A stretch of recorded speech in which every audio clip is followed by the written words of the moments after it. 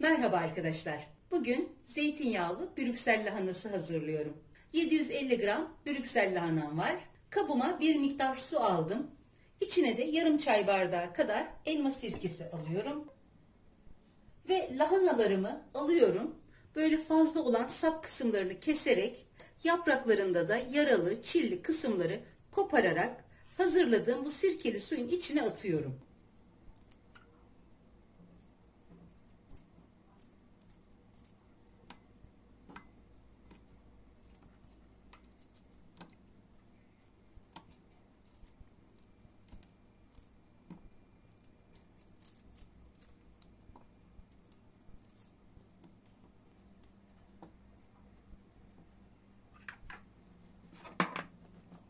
Lahanalarımı bu şekilde suda en az bir 15 dakika kadar bekleteceğim.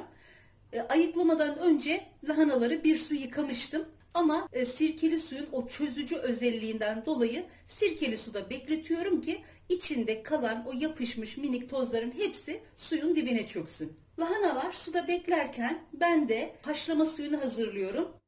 Tenceremin içine bir miktar su aldım ve ocakta kaynamaya bırakıyorum. Kaynayan suyun içine şöyle yarım çay kaşığı tuz atıyorum.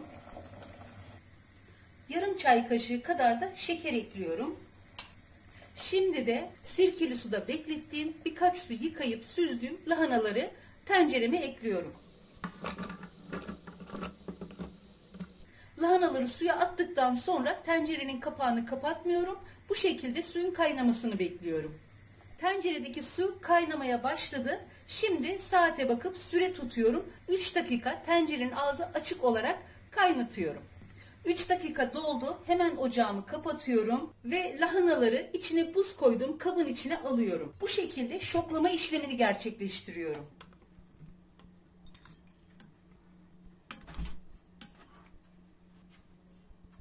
Bu işlemi yapmamdaki amaç lahanaların daha parlak, daha yeşil olmasını sağlamak.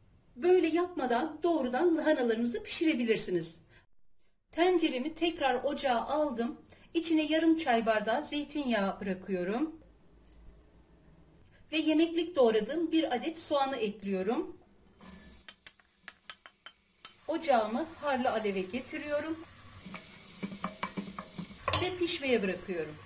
Soğanların daha çabuk karamelize olması için içine bir çay kaşığı tuz, bir çay kaşığı da şeker ekliyorum. Soğanlar biraz böyle karamelize olunca içine iri iri doğradığım 2 adet havucu ekliyorum. Yine içine ayıkladığım 14-15 adet kadar arpacık soğan var. Onları da ekliyorum. Havuçlar biraz yumuşayıp rengini bırakana kadar pişiriyorum.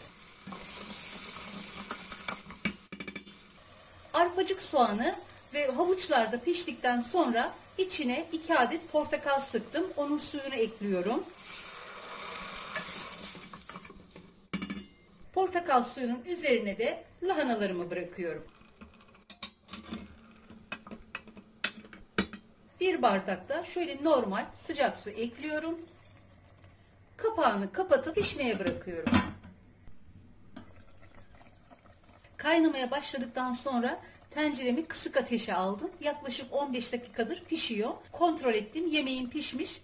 Şimdi ocağı kapatıp yemeğimi soğumaya bırakıyorum. Yemeğim biraz soğudu. Tamamen soğumasa da şu anda ılık vaziyette.